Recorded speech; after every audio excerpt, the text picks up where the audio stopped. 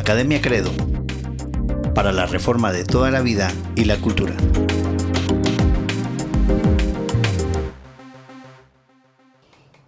Hola, ¿qué tal? ¿Cómo están? Bienvenidos nuevamente a otro podcast de Academia Credo, para la reforma de la vida y la cultura. Así es. Estamos acá interesados en pensar bíblicamente. Ese es nuestro propósito, ¿no? Que aprendamos a pensar bíblicamente, a desarrollar nuestros argumentos, nuestras ideas, para que podamos aplicarlo a nuestra vida de manera, pues obviamente, bíblica y seguro, es certeza, es garantía de que nos va a ir bien, porque no fuimos llamados a una fe de probabilidad, sino de certeza. Si aplicamos bíblicamente estos principios a nuestra vida, nos va a ir bien.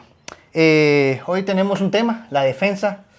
En algún sentido viene con la misma dinámica de apologética en la que hemos estado tratando de hablar, ¿no? ¿Cuál es la idea de la apologética, de la defensa? Esa sería lo que vamos a estar desarrollando en esta ocasión.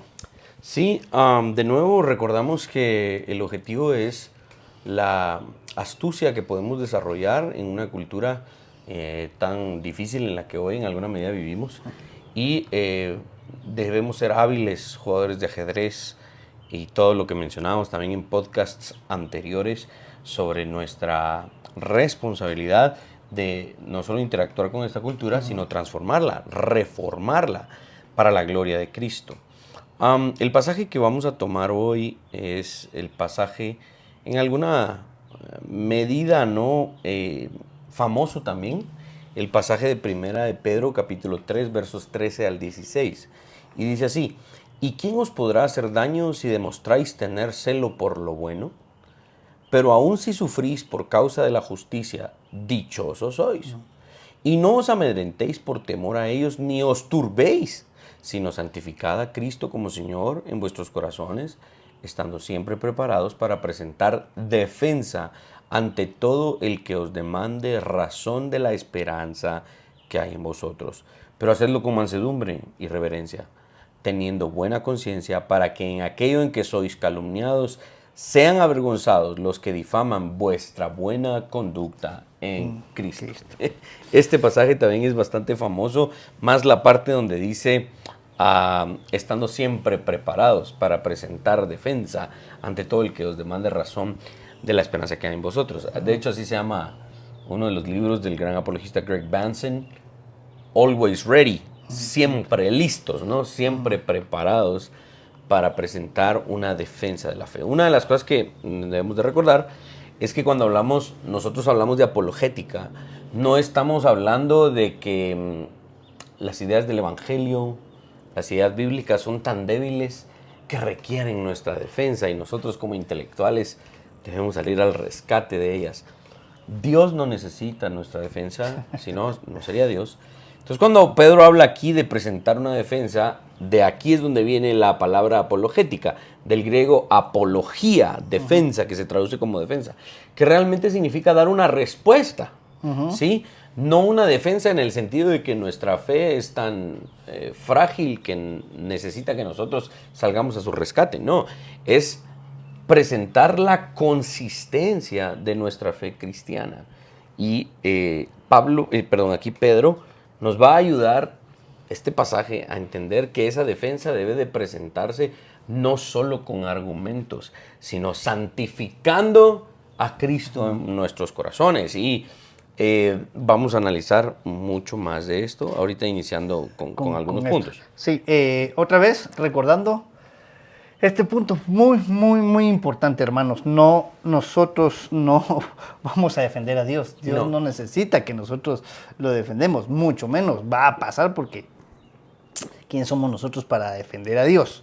¿No? Ni siquiera el evangelio mismo necesita que nosotros lo defendamos. Él no va a dejar de ser evangelio y de ser certero porque nosotros lo defendamos o no. Esa es una cuestión clarísima que debemos de tener nosotros bien presente. En otras palabras, no nos creamos los héroes, ¿verdad? Claro, claro. No es ese sí, el punto. Lo que estamos demostrando es la consistencia de la fe. Ese es el punto.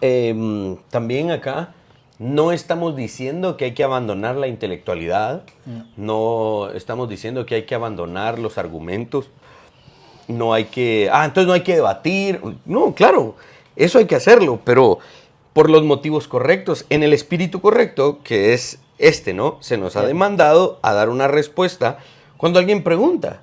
Miren ustedes, ¿cómo es eso? Eso de que Jesús se hizo carne, eso no es lógico. Entonces nosotros podemos dar una respuesta a eso, pero no es que necesite nuestra defensa, porque la realidad de la encarnación es tan frágil que necesita de mí. No, no podemos llegar a la apologética con esta actitud de Mesías. El Mesías es otro. Nosotros no venimos a salvar la fe, simplemente estamos listos para dar una respuesta. Sí, y rápido, en términos aplicativos, otra vez tratando de ser aplicativo en lo que vamos diciendo, con mansedumbre y reverencia, hermanos, en una discusión, en alguna plática que tengamos con alguien a la hora de salir a defender la consistencia de nuestra fe, hay que hacerlo con mansedumbre, no con orgullo. No vamos a salir, ya yo gané, yo soy el héroe, yo soy el intelectual, porque no es la idea, es hacerlo con buena conciencia, para que aquellos que somos calumniados, dice Pedro, sean avergonzados, pero por la misma dinámica de ellos, no porque nosotros los avergoncemos. Y vamos a llegar a la conclusión de que nuestros mejores argumentos son el respaldo de nuestra vida cristiana. Vamos a llegar a esos puntos, ¿no? El género con el que hoy estamos lidiando es, de nuevo, epistolar, pero este pertenece a lo que generalmente se le conoce al grupo de cartas católicas o cartas generales, ¿no? Ya que iban dirigidas a los creyentes en la diáspora, en el imperio, cartas que no tenían un destinatario específico, no iban dirigidas a una iglesia específica ni a un personaje específico, como a los corintios, a los filipenses, o a Tito, o a Filemón, ¿no? El escritor Edwin Bloom, en su comentario sobre esta carta, dice que Pedro podría haber evangelizado la parte norte de Asia Menor, mientras que Pablo fundó iglesias en la parte sur.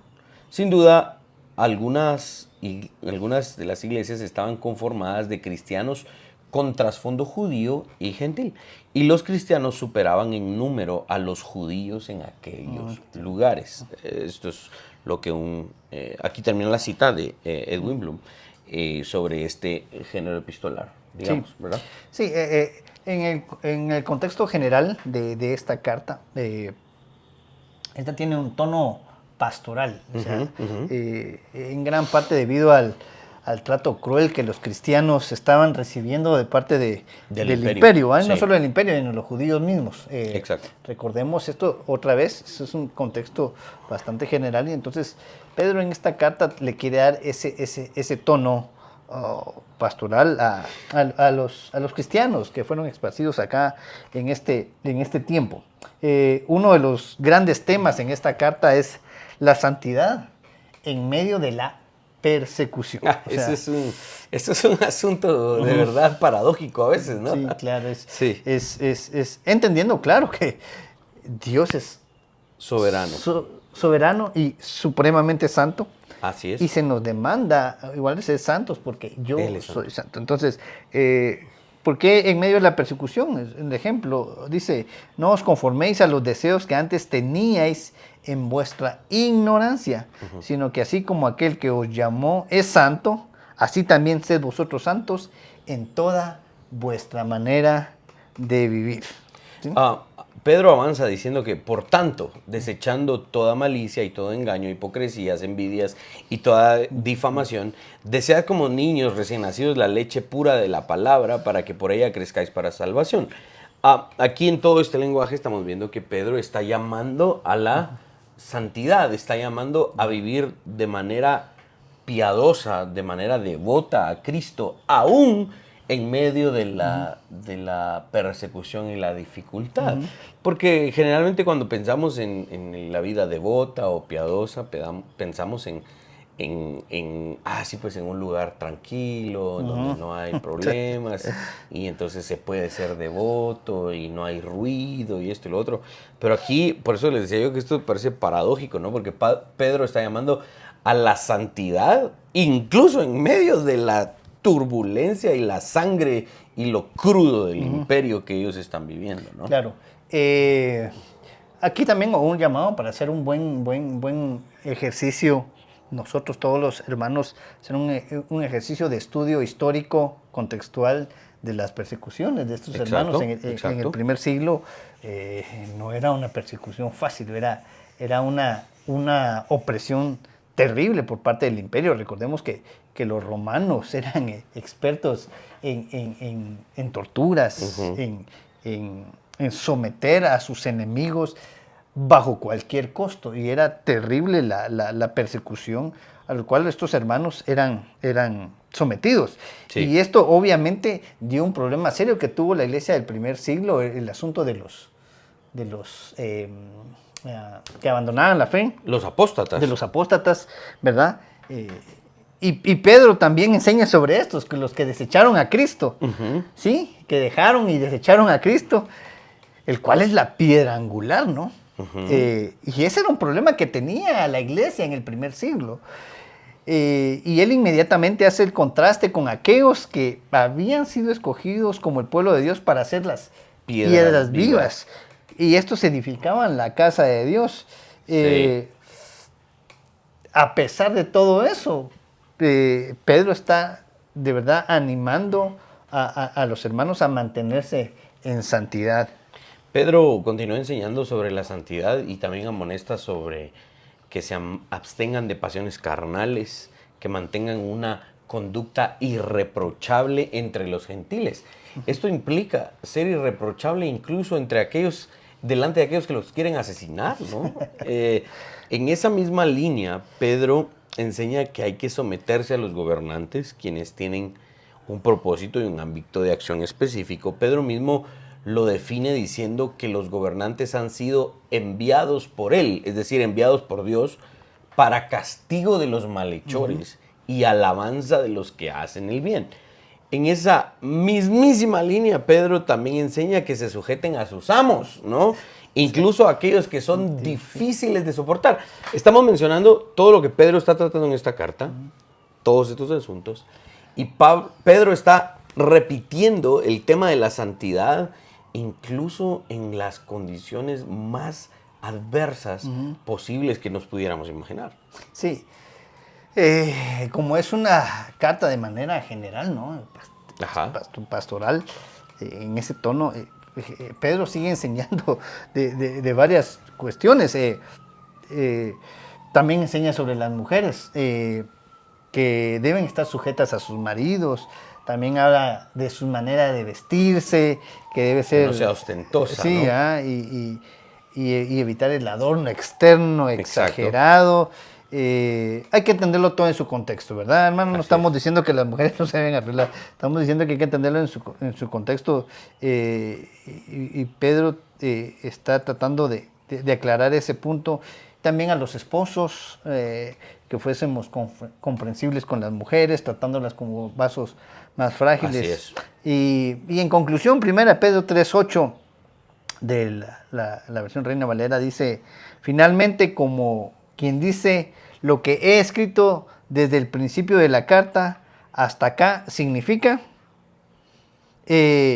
todo esto parece ser la enseñanza de Pedro bajo la sombría del concepto de la santidad. Santidad. Ese es en ese contexto es que vamos a analizar el pasaje que acabamos de leer. Sí, es la apologética, la apología, la defensa o la respuesta de la esperanza que habita en nosotros debe ser en términos de la santidad, ¿no? Existe también en este pasaje, al igual que en todos los pasajes de la Biblia, creemos, un fondo redentor, ¿no? Y Pedro inicia haciendo referencia a hacer un celo por lo bueno, cosa que no éramos capaces de hacer cuando estábamos muertos en nuestros delitos y pecados. Si hoy hemos de tener un celo por lo bueno, es porque nuestra naturaleza pecaminosa fue cambiada.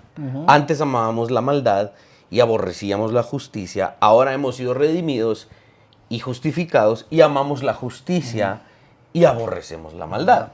Al menos eso se supone, ¿no? Que los creyentes debemos hacer. Luego, Pedro hace referencia al sufrimiento por causa de la justicia, cosa que nuestro Señor modeló como siervo sufriente ante los líderes judíos y posteriormente al morir en la cruz por nuestros pecados, acto que se convierte en la base legal ante el Padre para nuestra justificación. Esta es precisamente la perspectiva del Evangelio según Marcos, que hemos de aceptar que finalmente escrito por Marcos bajo la tutela de Pedro. O sea, Marcos está escribiendo finalmente bajo la influencia del testimonio de Pedro. Eso es lo que se le llama teología petrina, ¿no? Que es las cartas de Pedro y también la influencia de Pedro sobre Marcos a la hora de escribir esta perspectiva de Cristo, el siervo sufriente, santo, y el sufrimiento no es excusa para la santidad. Eso es uno de los asuntos a los que vamos a llegar aquí. Pedro culmina haciendo referencia a que si somos capaces de sufrir por causa de la justicia, padeciendo calumnias y siendo avergonzados, esa conducta glorificará a Cristo, lo que se convierte en el propósito de la historia de la redención, ¿no? La glorificación de nuestro Señor Jesucristo. Sí, hacerlo por lo bueno, que no podíamos hacerlo antes. Exacto. De hecho, es una de las claras distinciones entre nosotros que ahora hemos venido a la luz, porque antes ni siquiera entendíamos qué era lo bueno. Y si bien alguien ahorita puede argumentar, bien, una persona sin Cristo, bien tiene ideas buenas, es una buena persona, como bien lo decimos en otras enseñanzas, todas esas ideas buenas o las acciones buenas que una persona que no tiene a Cristo, que no tiene la luz del Evangelio, hace, la pregunta de rigor que hay que hacer es para gloria de quién lo hace, ¿verdad? Exacto. Porque si lo hace para su propia gloria es pecaminoso. O sea, nosotros definitivamente es lo que estás diciendo al final de cuentas. Si padecemos por causa de la justicia, si padecemos calumnias, somos avergonzados y aguantamos todo eso, esa conducta va a glorificar a Cristo. Amén. Porque lo hacemos para gloria de Él. Lo cual es el fin de la salvación, es el fin de la obra redentora. Claro. La glorificación de Cristo, incluso por sobre la salvación de nuestras almas. Claro. Sí. Entonces debemos de tener bien claro eso. Nosotros no teníamos un celo por lo bueno. Exacto. Estando sin Cristo no teníamos un celo por lo bueno para gloria de Cristo. Sí. Cuando hablamos de la santidad de Dios, tenemos que entender que nuestra mente no alcanza a dimensionar la pureza de Dios, lo contrario a que Él es al pecado. Y nuestro ejercicio apologético, acá por eso tiene un fondo redentor, nuestro ejercicio apologético, nuestra defensa de la fe, no puede ser solo con argumentos, ¿ok? No puede ser solo con argumentos. En este pasaje vamos a explorar varios de los puntos que Pedro nos está ayudando a entender.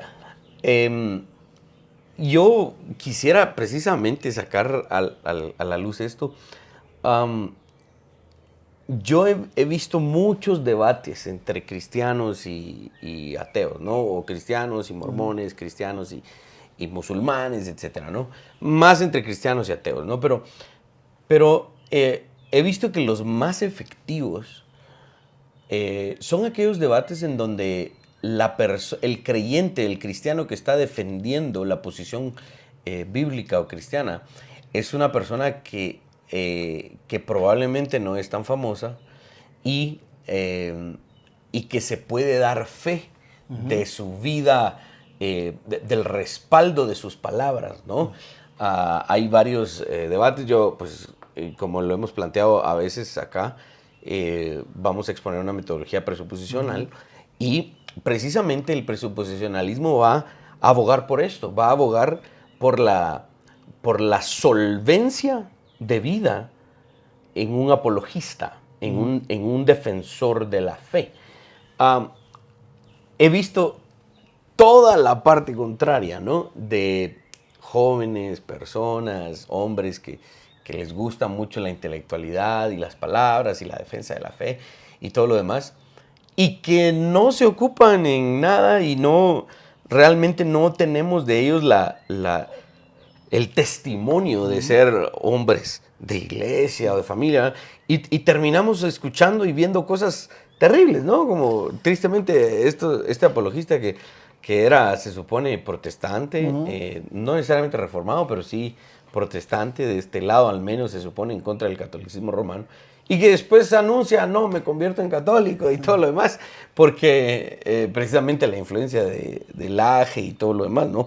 Entonces yo digo, veamos cómo la apologética no está compuesta solamente de una argumentación o una buena articulación de argumentos, sino que lo que vamos a estudiar acá es, precisamente en podcasts posteriores, vamos a estudiar que la apologética debe ser hecha en el contexto de la santidad. Claro. O sea, un apologista se debe esforzar tanto por perseguir la santidad como se involucra en perseguir por sus buenos argumentos. Por eso es que Pedro agrega todo esto, ¿no? Hacerlo con mansedumbre, con humildad, con buena conciencia, porque lo que Pedro nos está diciendo es, no se puede hacer apologética solo con palabras. Y a eso es a lo que vamos a ir hablando en este pasaje, en otros, probablemente 2 podcasts más al respecto, en donde vamos a estar hablando de esto. Entonces, es bien importante mencionarlo. Sí, eso es para ser consistente con lo que hemos venido hablando, ¿verdad? O sea, porque nuestra argumentación está basada bíblicamente para ponerla en práctica para el todo de nuestra vida. Entonces, no es solo una buena argumentación, como decís, sino que debe reflejar nuestra vida todo esto. Por eso se nos demanda vivir en santidad como Él es santo, ¿no? Bueno, vamos al contexto histórico geográfico. De este pasaje. De este pasaje, exacto.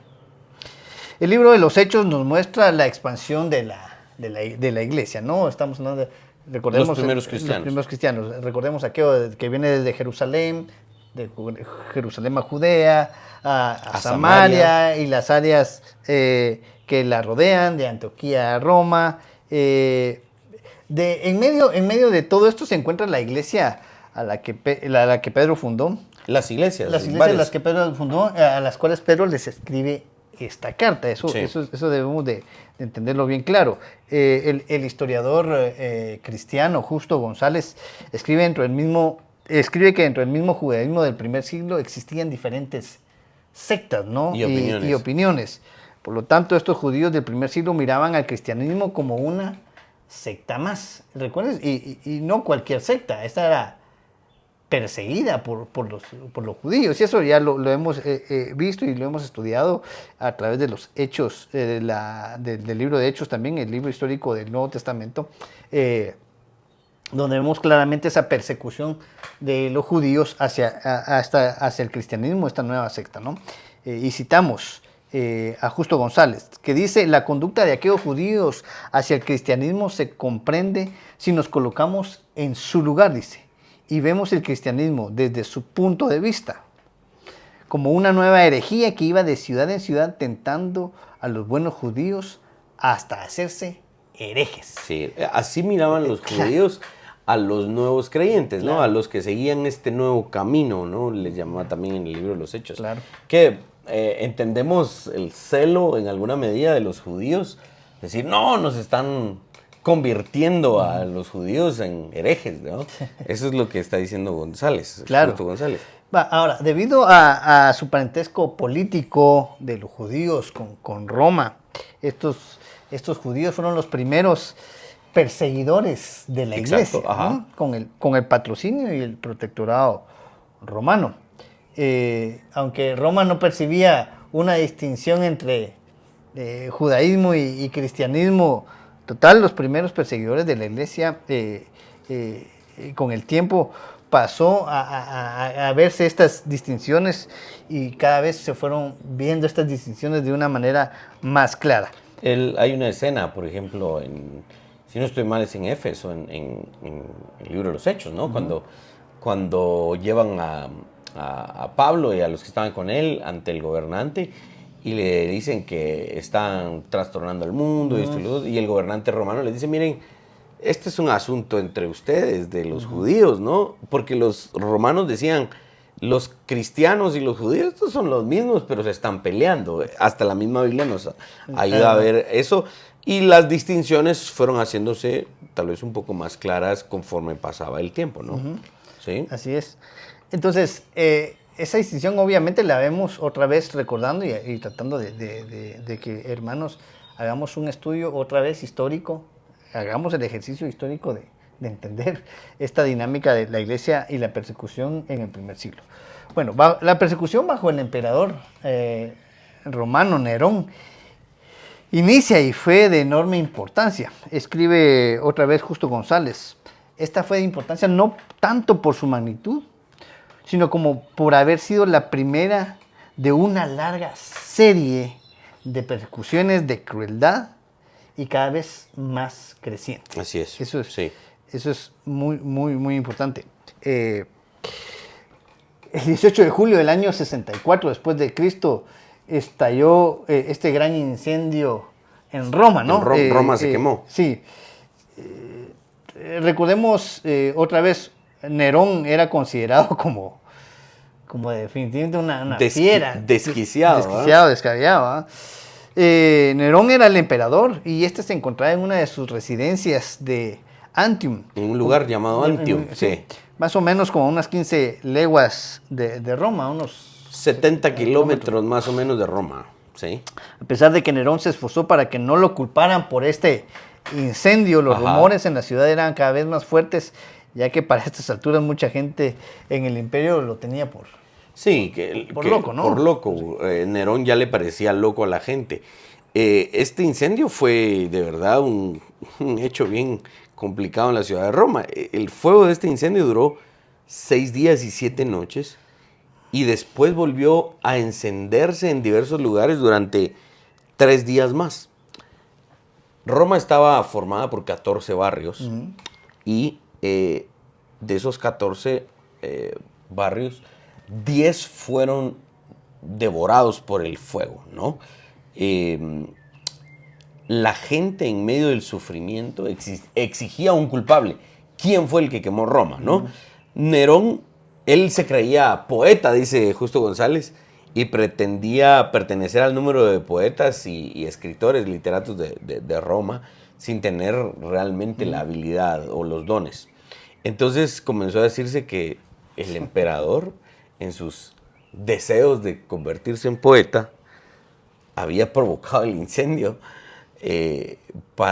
como una especie de inspiración, ¿verdad? Para él quería inspirarse. Y los esfuerzos de Nerón por establecer su inocencia eran inútiles mientras él no encontrara culpables. ¿Por qué estamos diciendo todo esto? Porque este es el contexto de la carta de Pedro. Claro. Algunos creen incluso que Pedro estaba en Roma cuando estaba escribiendo esta carta. Dos de los barrios que no habían sido consumidos por las llamas en la ciudad eran donde estaban los judíos y los cristianos. Por tanto, el emperador pensó que era más fácil inculpar a los creyentes porque ellos no habían sido quemados, sus casas no habían sido quemadas, ¿no? Sí. Por eso otra vez, es bueno que hagamos el ejercicio de estudiar estas cuestiones históricas porque en medio de este contexto es que se escribe Pedro está escribiendo la carta de Pedro. El historiador Tácito,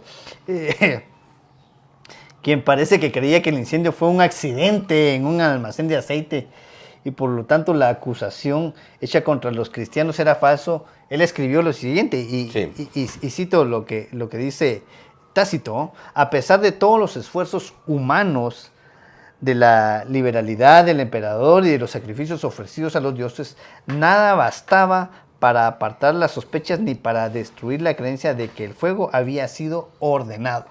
Por lo tanto, para destruir ese rumor, Nerón hizo aparecer como culpables a los cristianos, una gente a quienes todos odian por sus abominaciones. Debemos de tener esto claro en el contexto, ¿no?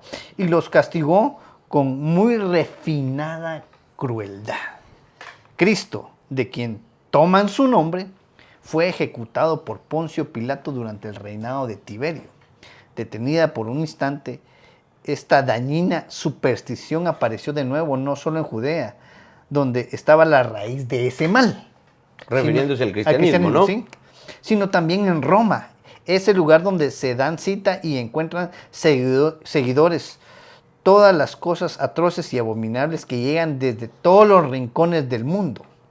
Por lo tanto, primero fueron arrestados los que confesaron ser cristianos y sobre las bases de las pruebas que ellos dieron fue condenada una gran multitud, aunque no se les condenó tanto por el incendio como por su odio a la raza humana. Aquí hay que entender las palabras de Tácito en sus anales. Si alguien lo quiere buscar, está en la posición, en el libro 15, en la posición 44.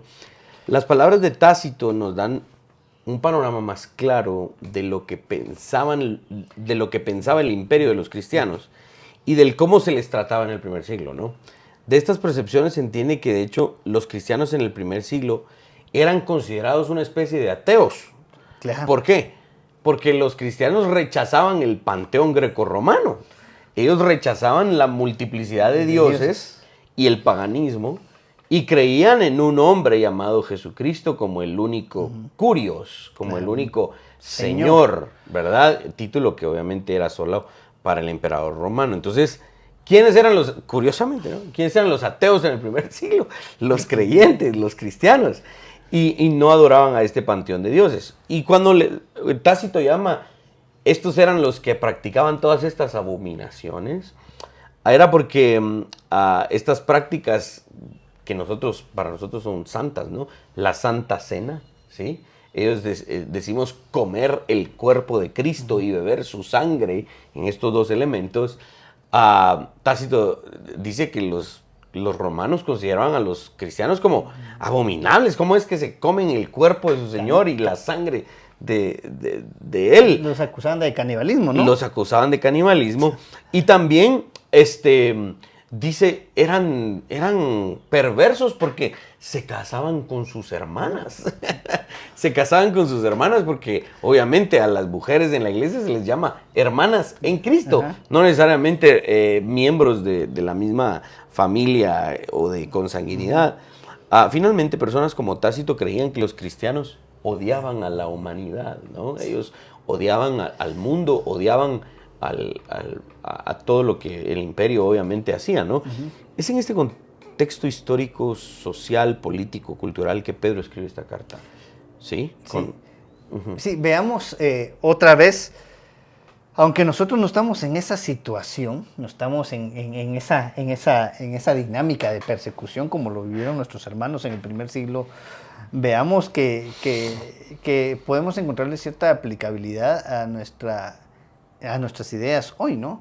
Porque si ven ustedes lo equivocado o lo inverso, ¿no? Lo antagónico que es el pensamiento cristiano con lo que era el pensamiento en ese entonces romano, pagano.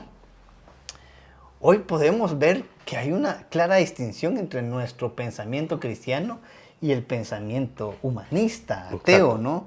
Que sigue habiendo esa distinción. Se va a oponer definitivamente. Y para nosotros es muy importante, hermanos, porque si hemos de encontrar alguna aplicabilidad para nuestra vida en esta carta de Pedro, debemos entender que sí, nosotros también estamos viviendo un antagonismo en nuestra manera de pensar, ¿no? Cuando vemos al mundo y su manera de pensar, nosotros decimos, no es la manera, ya lo hemos estado repitiendo y lo vamos a seguir repitiendo incansablemente. Por eso es que la idea de este podcast es para pensar de manera bíblica, ¿no? Exacto. Que se va a oponer directamente a la manera en que piensa el mundo. Y debemos ser consistentes en eso. Debemos ser serios. En nuestra práctica debemos de presentar, en este caso, la idea de Pedro es de presentar una defensa de la consistencia de nuestra fe a la hora de ser aplicativos.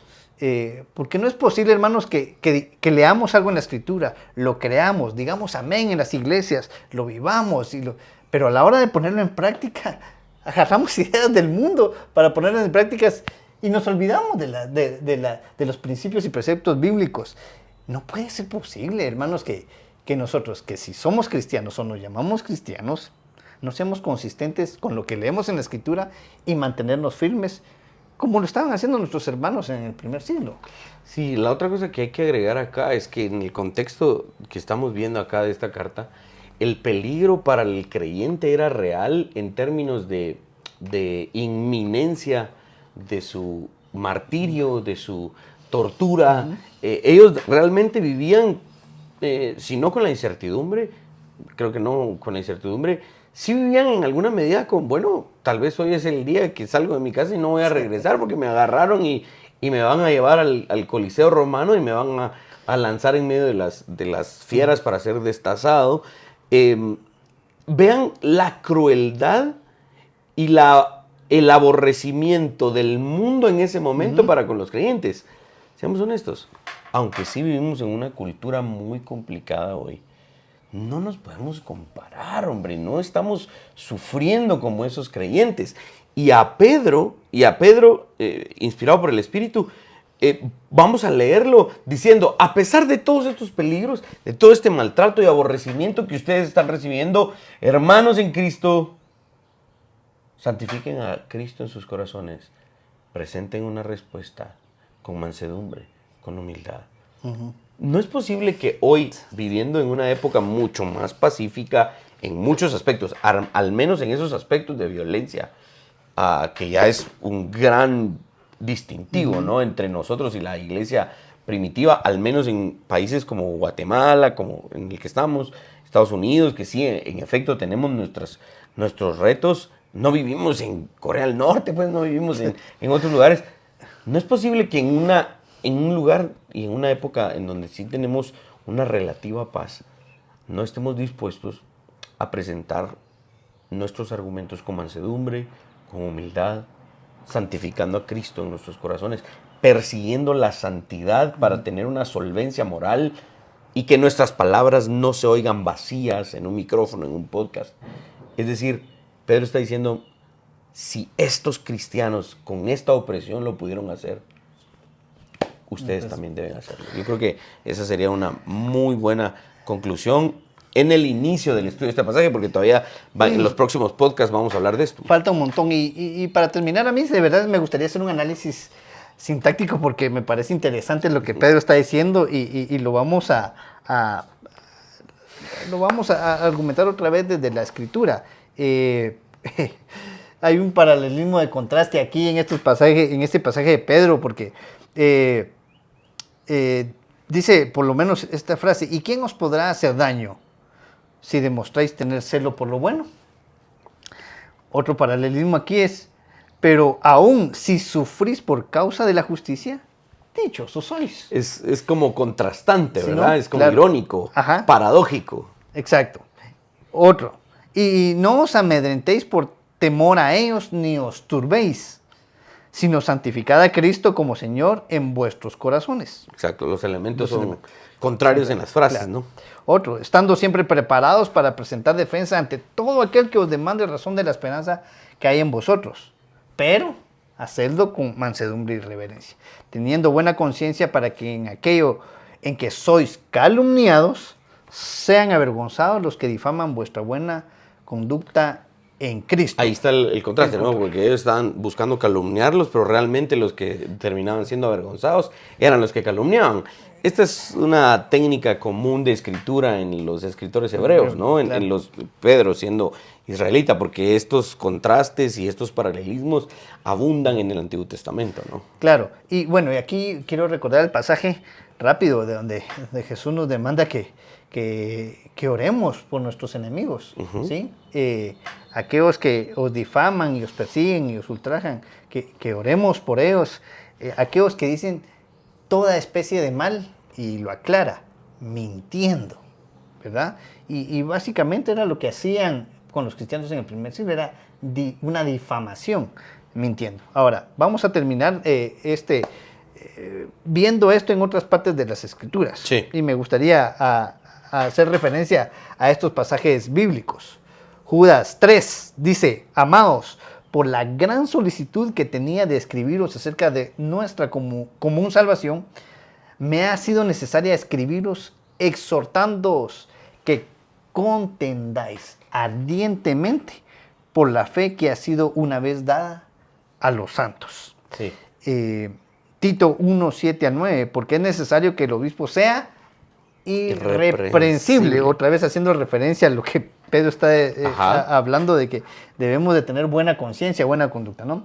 Como administrador de Dios, dice, no soberbio, no iracundo, no dado al vino, no pendenciero, no codicioso de ganancias deshonestas, sino hospedador, amante de lo bueno, sobrio, justo, santo, dueño de sí mismo, retenedor de la palabra, fiel tal como ha sido enseñada, para que también pueda exhortar con sana enseñanza y convencer a los que contradicen. Este es un llamado constante en las cartas del Nuevo Testamento, más en las cartas generales, aunque aquí hemos leído a Pablo, pero también leemos en Judas, leemos en Gálatas, leemos en Hebreos, en Santiago.